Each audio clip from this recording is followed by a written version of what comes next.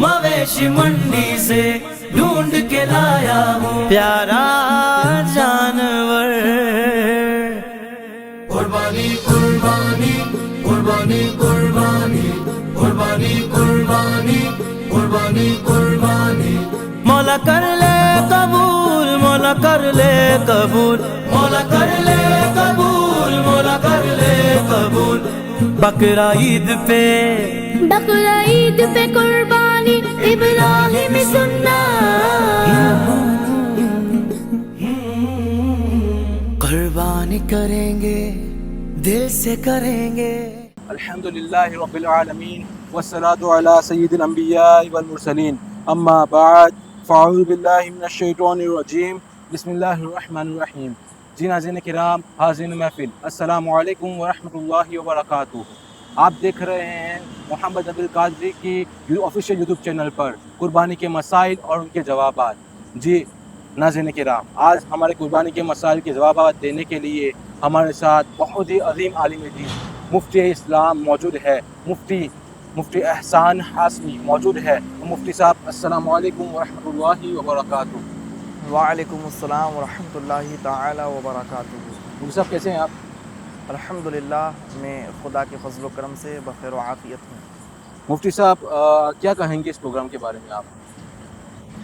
دیکھیے محمد نبیل صاحب قبلہ، میں آپ کو اور آپ کی تمام ٹیم کو مبارکباد پیش کرتا ہوں کہ آپ نے اس جیسے دینی پروگرام کو عوام اہل سنت تک پہنچانے کے لیے ریکارڈ کرنے کا سلسلہ شروع کیا ہے. اللہ رب العزت اس کار خیر کو قبول و مقبول فرمائے. آج بہت سے ایسے دینی بھائی ہیں جو دین کی باتیں سیکھنا اور جاننا چاہتے ہیں، لیکن ان کے پاس میں سوشل میڈیا ویب سائٹس پر کوئی دینی مواد موجود نہیں ہے. اور آج دینی مواد کے نام پر سوشل میڈیا ویب سائٹس پر جو دیکھنے کو ملتی ہیں وہ غیر سنی علماء کرام ہیں.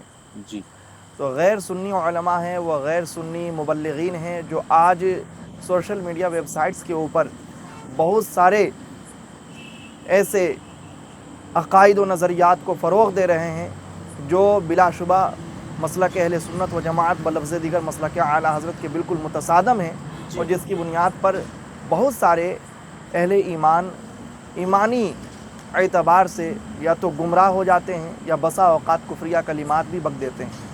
تو یہ میں سمجھتا ہوں آپ نے بہت سے سنی برادران کے عقیدے اور عمل کی حفاظت کے لیے اور ان کی بہترین اور سچی رہنمائی کرنے کے لیے جو سنی علماء کرام سے سوالات کر کے جوابات کو ریکارڈ کرنا شروع کیا ہے، یہ ایک بہت اہم دینی کارنامہ ہے. اللہ رب العزت آپ کو اور آپ کے تمام کارکنان کو اس کار خیر کی بنیاد پر خوب برکتیں عطا فرمائے، رحمتیں عطا فرمائے. جی ناظرین کرام، ہم سوالات کا آغاز کرتے ہیں.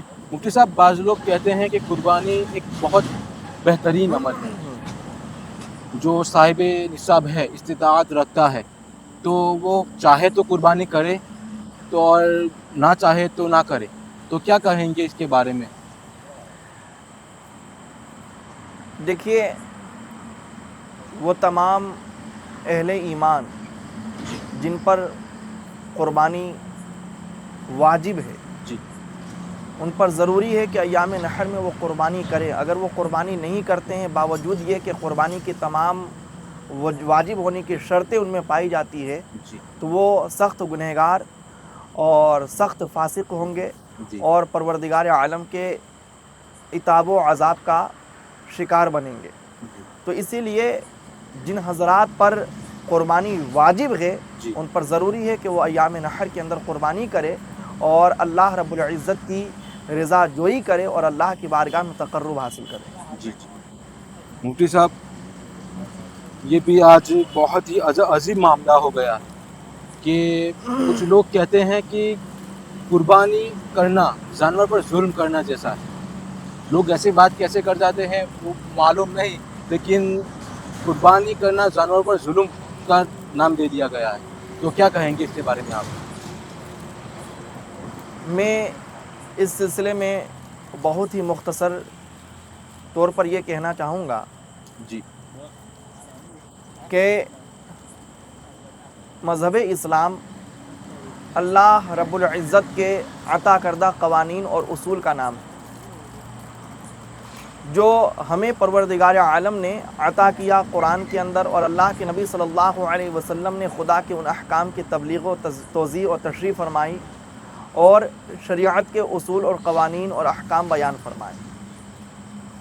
تو ہم اہل ایمان پر لازم یہ ہے کہ ہم اللہ اور اللہ کے رسول صلی اللہ علیہ وسلم پر جب ایمان رکھتے ہیں، حضور سے دل میں محبت رکھتے ہیں، حضور کو سچا گمان کرتے ہیں اور حضور کے ساتھ سچی نسبت رکھتے ہیں، تو حضور کے عطا کردہ اور اللہ کے عطا کردہ تمام قوانین کو بھی ہم یہ تصور کریں اور یہ خیال کریں کہ وہ بلا شبہ انسان کے نفع کے لیے ہے، آدمی کی بھلائی کے لیے ہے، اور پروردگار عالم جو تمام کائنات کا خالق و مالک ہے اور جو جانتا ہے کہ دنیا کے لیے کون سی چیزیں نفع بخش ہے، آدمی کے لیے کیا چیزیں بہتر ہیں، جب اس خالق کائنات نے ہمیں ایک نظام عطا کیا ہے تو بلا شبہ اس نظام میں بے پناہ مصلحت ہے، بے پناہ حکمت ہے۔ لیکن میں اپنے مسلم بھائیوں سے یہ کہنا چاہوں گا کہ جب بھی آپ کے سامنے کوئی غیر مسلم یہ سوال لے کر آتا ہے تو آپ ان سے اعمال کے سلسلے میں مباحثہ مت کیجیے، مناظرہ مت کیجیے، بلکہ آپ ان سے اگر کبھی گفتگو کریں تو عقیدے کے بارے میں کریں، اس لیے کہ اللہ کا فضل و کرم ہے، ہمارے بزرگوں نے تجربے کی روشنی میں بیان کیا ہے کہ جب بھی ہم غیر مسلموں کے ساتھ میں اپنے عقیدے کے بارے میں وضاحت دیتے ہیں اور اپنے عقیدے کی تشریح و توضیح کرتے ہیں اور اپنے عقیدے کے اصول اور قوانین کو بیان کرتے ہیں تو وہ لاجواب ہو جاتے ہیں۔ تو اعمال صحیح ہے یا غلط، اس کی بنیاد ہے عقیدے کے اوپر۔ جس مذہب کا عقیدہ صحیح ہوگا، جس قوم کا عقیدہ صحیح ہوگا، جس قوم کا عقیدہ بہتر اور مناسب ہوگا، وہی عقیدے والے ایسے ہوں گے جن کے اعمال کو صحیح قرار دیا جائے۔ ورنہ تو شیطان نے دنیا کے ہر انسان کے ذہن میں اس کے اپنے عمل کو بہتر اور خوبصورت انداز میں بنا کر پیش کر دیا، اور ہر شخص اپنی خواہشات نفسانی کی بنیاد پر اپنے عمل کو بہتر گردانتا ہے اور جانتا ہے۔ تو میں یہ کہتا ہوں کہ آپ عمل کے بارے میں گفتگو کرنے کے بجائے ان لوگوں سے عقیدے کے بارے میں گفتگو کریں اور ان سے یہ پوچھیں کہ آپ کے دھرم میں جو عقیدہ ہے اس عقیدے کی بنیاد پر بتائیے کیا یہ درست ہے یا یہ عقیدہ صحیح نہیں ہے۔ جب آپ عقیدے کے بارے میں گفتگو کریں گے تو انشاءاللہ آپ کو عمل کے بارے میں تشریح و توضیح کرنے کی کوئی ضرورت اور حاجت ہی نہیں ہوگی۔ اور جہاں تک قربانی کی حکمت و مصلحت کی بات ہے تو ہم اہل ایمان ہمیشہ سے یہ کہتے چلے آ رہے ہیں کہ یہ حضرت ابراہیم علیہ السلام کی سنت ہے۔ اللہ رب العزت جب کسی بندے کو اپنا محبوب بناتا ہے تو اس محبوب بندے کی اداؤں کو بھی پسند کرتا ہے۔ اللہ رب العزت نے حضرت ابراہیم علیہ السلام کو ایک زبردست امتحان میں مبتلا فرمایا، اور جب اس امتحان میں وہ حضرت اسماعیل علیہ السلام کو ذبح کرنے کے لیے لے جاتے ہیں، اور حضرت اسماعیل اور ابراہیم علیہ السلام کی یہ زبردست ادا خدا کو اس قدر پسند آ گئی کہ قیامت تک کے لیے اللہ رب العزت نے اس سنت ابراہیمی کو قائم فرما دیا۔ تو ہم یہ کہتے ہیں کہ یہ اللہ کے ایک محبوب بندے کی خدا کی بارگاہ میں ایک عظیم عبادت ہے، خدا کی بارگاہ میں ایک عظیم تقرب اور ایک عظیم وسیلہ اور توسل ہے۔ تو اس کو اہل ایمان اپنا کر رکھیں اور سنت ابراہیمی سمجھ کر خدائے قادر و قیوم کی بارگاہ میں رضامندی کے طالب بنیں، اور ادھر ادھر کے بے بنیاد اعتراضات اور بے بنیاد باتوں میں پڑھنے کی بجائے جو بھی شخص آپ کے سامنے آتا ہے تو آپ اس سے عقیدے کی بات کیجئے۔ اگر جس قوم کا عقیدہ صحیح ہوگا ہم یہ کہتے ہیں اس کا عمل بھی درست ہوگا، اور جس قوم کا عقیدہ صحیح نہیں ہے ہمارے نزدیک اس کا عمل بھی صحیح نہیں ہے۔ مفتی صاحب، کچھ لوگوں کو جانور لینے کا بہت ہی شوق ہوتا ہے، جانور لے کے آ گئے گھر پہ رکھ دیا، اب اس کو پالنے میں چارہ ڈالنے میں تھوڑی زحمت ہی ہوتی ہے، تو کیا کہیں گے اس کے بارے میں؟ جس شخص پر قربانی واجب ہو اس پر یہ ضروری نہیں کہ وہ قربانی کے جانور کو پالے، لیکن اتنا ضرور ہے کہ جس قربانی کے جانور کو اس نے متعین کیا ہو یا منتخب کیا ہو تمام عیوب و نقائص سے منزہ اور مبرہ ہو، فربا ہو، تندرست ہو، تر و تازہ ہو، موٹا ہو، اور بہتر ہے کہ جب وہ قربانی کرنے کے لیے قربان گاہ کی طرف جانور کو لے جائے تو اس سے پہلے اسے چارہ پانی مکمل طور پر دے دے۔ جی تو قربانی کے جانور کا فربہ ہونا ضروری ہے، تندرست اور صحت مند ہونا ضروری ہے۔ یہ ضروری نہیں ہے کہ قربانی جس کی جانب سے دی جائے گی وہ شخص قربانی کے جانور کو پالے یا پوسے۔ ماشاء اللہ ماشاء اللہ۔ مفتی صاحب یہ بھی بتائیے کہ مسافر، ہم نے سنا ہے کہ مسافر پر قربانی واجب نہیں ہے، مسافر کون ہے، اور بالکل آخری وقت میں مسافر ہوگا تو کیا قربانی واجب ہوگی اس پر؟ مسافر کی جو تعریف فقہائے متقدمین کی کتابوں میں پائی جاتی ہے وہ یہ کہ جو شخص اپنے وطن اصلی سے یا وطن اقامت سے جی 3 دن اور 3 رات کی مسافت کا قصد و ارادہ کرتے ہوئے سفر کرے، جس کی موجودہ حد فقہا نے 92 کلومیٹر رکھی ہے۔ جی 92 کلومیٹر کا ارادہ کر کے 92 کلومیٹر کا ارادہ کر کے جو بھی شخص اپنے وطن اصلی اور وطن اقامت سے نکلتا ہے تو وہ شخص ایسی صورت میں مسافر ہو جاتا ہے۔ ایام نحر میں بلا شبہ قربانی واجب ہونے کے لیے ضروری ہے کہ وہ مسلم مقیم ہو، جی مسافر نہ ہو۔ لیکن اگر کوئی شخص ایام نحر سے پہلے یا ایام نحر میں اس نیت سے سفر کرتا ہے کہ اس پر قربانی جو واجب ہے وہ ساقط ہو جائے تو ایسی صورت میں اس نیت بد کی وجہ سے وہ خطا کار ہوگا، اس لیے کہ اللہ رب العزت کی طرف سے جو ایک اہم عبادت اس پر نافذ ہونے والی ہے وہ اس سے راہ فرار اختیار کرنا چاہتا ہے۔ اس لیے فقط اس نیت کے ساتھ میں اور اسی مقصد کے ساتھ میں کہ میں قربانی کے وجوب سے بچ جاؤں سفر کر رہا ہے تو وہ اس میں خطا کار ہے، اس کو اس نیت بد سے بچنا چاہیے، اور مومن کے تمام اعمال کا مدار اس کی نیتوں پر ہے، اور نیت جیسی ہوگی، ارادہ جیسا ہوگا، اللہ کی طرف سے جزا ویسی۔ مفتی صاحب یہ بھی بڑا عجیب معاملہ ہے کہ قربانی کا پورے گھر کی طرف سے ایک ہی بکرا لا کے کھڑا کر دیتے ہیں کہ ہمارے پورے گھر کی طرف سے یہ قربانی، سب لوگوں کی قربانی ادا ہو جائے، تو کیا کہیں گے اس کے بارے میں؟ اگر اہل خانہ میں ایک سے زیادہ ایسے افراد موجود ہیں جن پر قربانی واجب ہے تو فقط ایک بکرا قربان کر دینے سے اہل خانہ کے تمام وہ افراد جن پر قربانی واجب ہے بری الذمہ نہیں ہو جائیں گے، جی بلکہ ہر صاحب استطاعت شخص پر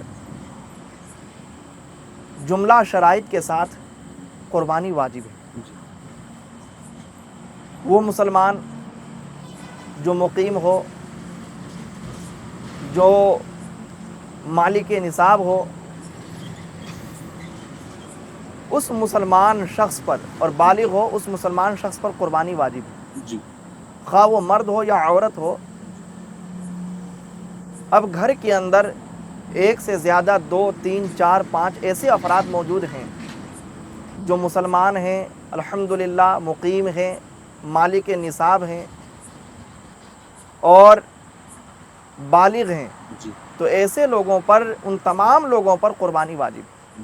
اگر کسی ایک ہی بکرے کو لا کر ذبح کر دیا گیا اور سب نے یہ خیال جما لیا کہ یہی ایک بکرا ہم سب کی طرف سے کافی ہے تو یہ انتہائی سخت جہالت ہے، اور جو لوگ ایسا کرتے آئے ہیں انہیں توبہ اور استغفار کرنی چاہیے اور آئندہ اس جرم قبیح سے بچنا چاہیے۔ اور اسی قضا ہوگی یا نہیں؟ قربانی کے دن گزرنے کے بعد قربانی کرنا ضروری نہیں ہے، بلکہ جتنا اس دن قربانی کے بکرے کی قیمت تھی جی اتنی قیمت کا صدقہ کر دو۔ قضا میں ضروری نہیں ہے۔ قضا مطلب آئندہ سال اس کی قضا ضروری نہیں ہے، جی بلکہ جو دن گزر گئے اس دن کے گزرنے کے بعد میں ایام نحر میں قربانی کے بکروں کی جو قیمت تھی اس قیمت کے مطابق وہ صدقہ کر دے، یہ صدقہ اس کے لیے کافی ہوگا۔ اور اگر اس نے جانور خرید رکھا تھا پہلے سے اور یہ نیت کر رکھی تھی جانور خریدتے وقت کہ میں اس جانور کو ذبح کروں گا قربانی کے لیے، تو ایسی صورت میں اگر ایام نحر میں اس جانور کو ذبح نہ کیا ہو تو ایام نحر گزرنے کے بعد اس جانور کو مکمل طور پر صدقہ کر دے۔ لیکن آئندہ سال کے لیے یہ تصور بنا کے رکھنا کہ اس سال کی قضا آئندہ سال کر لیں گے، یہ جائز، یہ درست نہیں ہے۔ جی ماشاء اللہ مفتی صاحب، آپ نے بہت ہی خوبصورت جواب دیا۔ مفتی صاحب یہ بھی بتائیے کہ قربانی کے بڑے جانور میں 7 حصے ہوتے ہیں، تو 7 حصے کس طرح سے تقسیم کیے جائیں گے، اور اس میں چارہ وغیرہ بھی شامل ہوگی، یا پھر جو گھر کے کرایہ بارہ جو آتا ہے وہ بھی شامل ہوگا، کس انداز سے تقسیم کیا جائے؟ یہ سوال ذرا تفصیل طلب ہے۔ جی اس سوال میں اگر مراد اور مقصود یہ ہے کہ قربانی کا بڑا جانور جی جس میں 7 شرکا تک ہو سکتے ہیں جی خریدا گیا ہو، جی تو خریداری میں اور قیمت میں جانور کا چارہ پانی بھی اور اس کو قربان گاہ تک لانا لے جانا بھی شامل ہوگا جی یا نہیں ہوگا؟ تو اس کا جواب یہ ہے کہ جو شرکا اس میں موجود ہو وہ تمام اس جانور پر جتنا ان کا صرفہ آیا ہے، جتنا خرچہ آیا ہے، اس تمام خرچے کو 7 حصوں میں تقسیم کر کے وہ اپنے اوپر نافذ کر لے۔ اور اگر اس میں کسی ایک شخص نے رضامندی دے دی کہ تم صرف قیمت دے دو، باقی جانور کے پالن پوشن میں جو خرچہ آئے گا میں اسے ادا کروں گا اور میں اس کی دیکھ ریکھ کروں گا، تو یہ بھی جائز ہے۔ دونوں صورتوں کی اجازت ہے، کوئی حرج کام ہو جائے گا، کام ہو جائے گا، کوئی حرج نہیں۔ مفتی صاحب آج کل لوگ جانور کے عجیب و غریب نام رکھتے ہیں، فلم اداکاروں کے نام پر رکھتے ہیں، تو کیا نام رکھنا جائز ہے؟ سب سے بنیادی چیز یہ ہے کہ قربانی کا جو جانور ہے جی اس جانور کو ہم سنت ابراہیمی کو زندہ کرنے کے لیے ذبح کر رہے ہیں اور رب تعالیٰ کو راضی کرنے کے لیے ذبح کر رہے ہیں۔ کیا یہ بتائیے فلمی اداکاروں کا درجہ کوئی معاذ اللہ ایسا ہے کہ وہ خدا کے محبوب یا مقرب کہے جا سکتے ہوں؟ لا حول ولا قوت الا باللہ۔ وہ انتہائی زیادہ فاسق و فاجر ہیں اور خطا کار ہیں، خدا کی بارگاہ میں وہ بہت ہی زیادہ دھتکارے ہوئے ہیں۔ تو جس جانور کو ہم خدا کی رضامندی حاصل کرنے کے لیے ذبح کر رہے ہیں، کیا اس جانور کو ایسے لوگوں کی طرف منسوب کریں جو اللہ رب العزت کی بارگاہ میں ملعون ہیں؟ ہرگز نہیں۔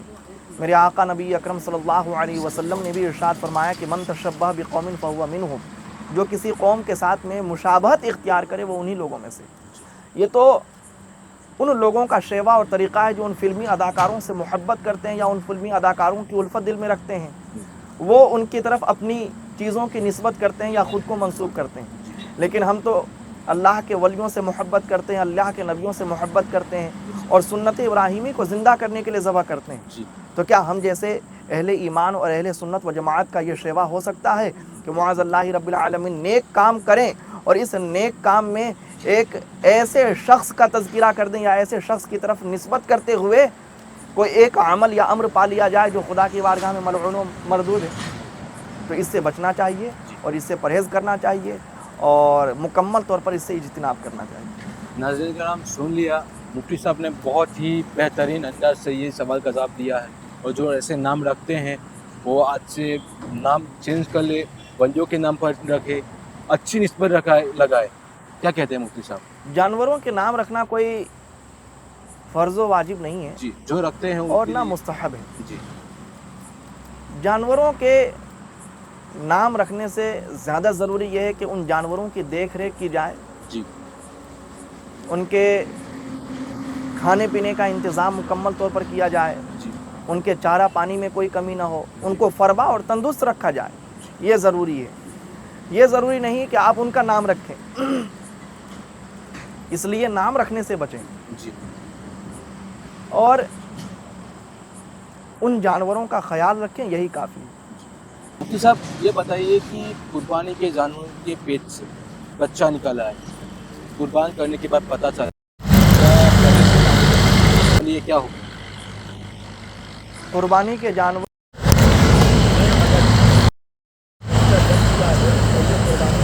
پہلے سے متعین تھا تو اس کو صدقہ کر دے، جی یا اس کی قیمت صدقہ کر دے.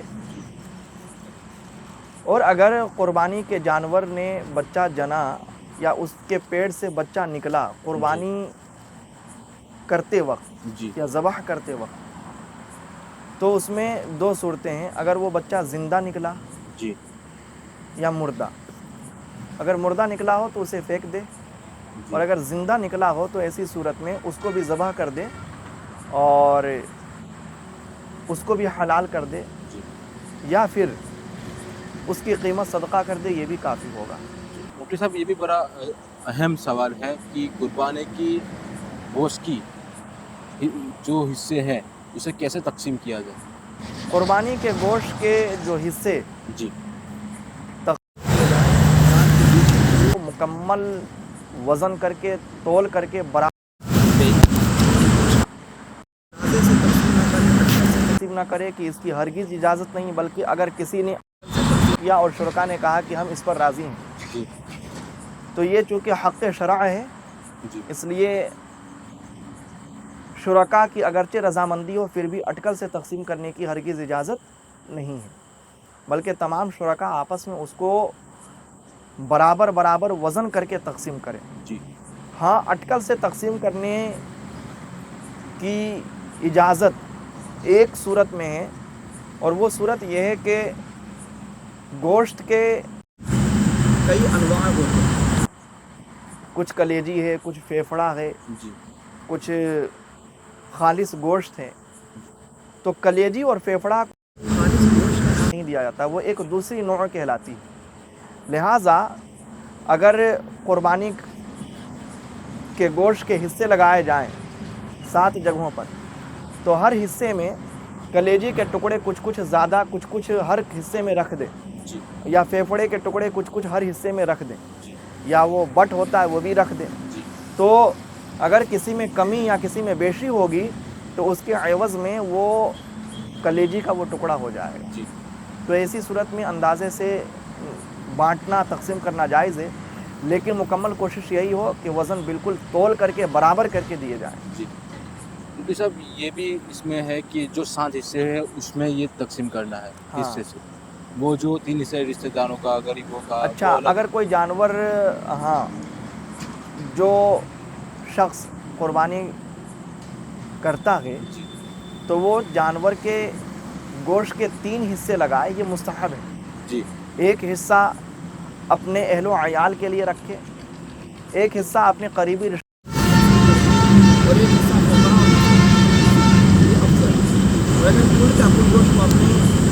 رکھتا ہے تو اس حرج نہیں، رکھ سکتا ہے، اجازت ہے. لیکن مستحب یہ ہے کہ 3 حصے کرے اور ایک حصہ فقراء اور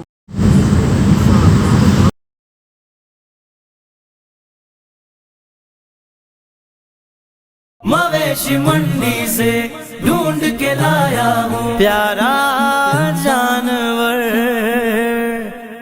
قربانی قربانی قربانی قربانی قربانی قربانی قربانی قربانی مولا کر لے قبول، مولا کر لے قبول، مولا کر لے قبول، مولا کر لے قبول. بقرہ عید پہ بقرہ عید پہ قربانی ابراہیم سننا. قربانی کریں گے دل سے کریں گے.